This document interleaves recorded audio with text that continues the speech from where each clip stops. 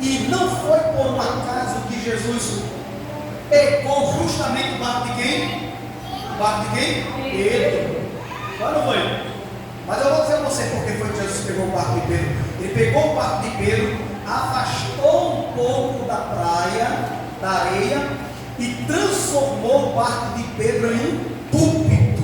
Transformou a área da praia em um templo.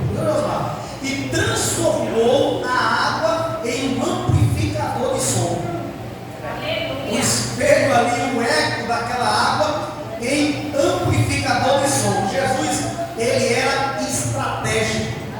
Jesus coloca aquele barco afastado um pouco da praia, transforma ele em um púlpito. Nos faz lembrar que quando a gente começa a folhear as páginas da Escritura Sagrada, vamos ver algumas situações que Jesus transformou em púlpito. E entre elas, a gente vai observar no capítulo 5 de Mateus, né, que ele transformava a área de monte em um púlpito. Do monte ele falava, aproveitava provavelmente o eco do ambiente, e as multidões ouviam. E outros estudiosos vão dizer que Jesus fazia tipo uma situação de ele falar e o outro lá repetir. Isso faz sentido, porque era muita gente, então os discípulos eram espalhados. Ele falava e alguém repetia lá, para que as pessoas também ouvissem mais próximo um lá do outro, né? E aí se fazia essa corrente sonora para que as pessoas ouvissem, porque já pensou, irmão, pregar para 5.000 pessoas sem microfone? Fica difícil, não fica? Então Jesus usava os ambientes propícios. Lembra de lugares que a gente chega que tem eco? A gente fala, ei, ei. Jesus usava tipos de ambiente provavelmente como esse. Muitas vezes a gente não para raciocinar nisso, mas com certeza Jesus usava estratégia para que as pessoas ouvissem. Que a Bíblia diz que o crer pelo e o ouvir pela palavra de Deus. Como é que as pessoas iam crer se não ouvissem? Como ouvirão se não há quem pregue? Como pregarão se não forem enviados? Não é verdade? Então Jesus usou o monte como púlpito. Jesus usou também sinagoga como púlpito. E nos faz lembrar que cada sinagoga, ela teria que ter no mínimo 10 pessoas reunidas. E onde Jesus estava tinha muito mais do que isso. Eram multidões. Usou o templo. E também usou nesse texto, diga assim, Jesus usou o barco de Pedro como um púlpito para ensinar a palavra. E é interessante porque viu estar dois barcos junto à praia do lago e os pescadores, havendo descido deles, estavam lavando as redes. Olha, os pescadores estavam lavando, limpando. A ideia aqui é limpar as redes, que às vezes já tinham sido tiradas da água, mas eles estavam limpando, tirando os garranchos ali, os carrapitos da rede. Por quê? Porque o trabalho já tinha encerrado. E estavam tudo tristes, desanimados. Olha só. E entrando num dos barcos que era o de Simão, pediu-lhe que o afastasse um pouco da terra, e assentando-se ensinava do barco a multidão. No verso 4. E quando acabou de falar, disse a Simão: faze-te ao mar alto e lançai as vossas redes para pescar. Irmão, quando a gente lê aqui por cima, a gente acha bonito, acha interessante, a gente já sabe o final da história. Mas aqui está no início da situação, ninguém sabia o que ia acontecer. Eles tinham passado a noite toda pescando. E é interessante porque agora Pedro serve a Jesus através do seu barco. E é impossível alguém que serve a Jesus uma hora ou outra não ser servido por ele.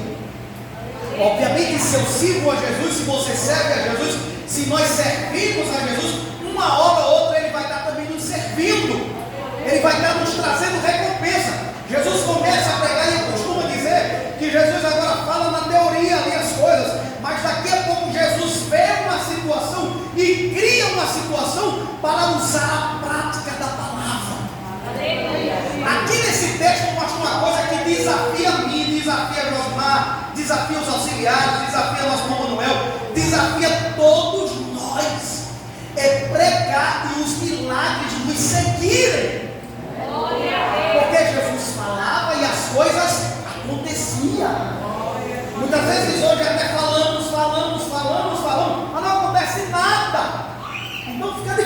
não é? Mas quando a gente fala e as coisas acontecem, as pessoas dão credibilidade, as pessoas acreditam, as pessoas confiam. E o ministério de Jesus era um ministério que tinha teoria e prática. Muitas vezes estamos com um ministério de muita teoria, mas está faltando a prática. Irmão, eu queria Jesus cura. Irmão, estou doente, vem cá que eu vou orar para Jesus te curar. Irmão, estou passando por uma situação, vem cá que a gente vai orar, o Senhor vai resolver. Deus vai e resolve, Deus vai e cura, Deus vai e realiza o milagre. Então, ele serviu ao mestre de certa forma. E aí vem a pergunta: por que Jesus escolheu o barco de Pedro? Por que não o de João? Né? Pedro, Tiago e João. Por que não o de Tiago? Mas ele escolhe o de Pedro, por quê? Porque dá a entender que Pedro era o líder dali do grupo. E agora o que acontece? Eles estavam já lavando as redes, tristes, desanimados. Por quê? Porque era uma sociedade de pesca, era uma sociedade de pescaria, era o ambiente, era uma cooperativa de peixes. E eles tinham também provavelmente o quê? Irmãos, empregados. Agora já pensou voltar para casa sem nenhuma piada para dar um empregado? Nem uma piada para botar no fogo para cozinhar. Diga assim: misericórdia. Mas foi o que aconteceu. Porque o versículo 5 vai dizer: e respondendo Simão disse-lhe: mestre, havendo trabalhado toda a noite, não apanhamos. E quando Pedro fala isso, olha para cá, lembre-se que Pedro era um pescador experiente. Eles eram pescadores que conheciam todo o lago de Genezaré, de campo a campo, sabiam onde dava peixe, onde não dava peixe, né? Tem até uma história dos pescadores que quando eles olham para o céu, vê mais ou menos o tipo do movimento, como está as nuvens, e já identifica que ali vai ter peixe, e muitas vezes tem. Eu não sou pescador, mas eu não, não é verdade? E encontra cardume de peixe. Mas o texto, olha bem para mim,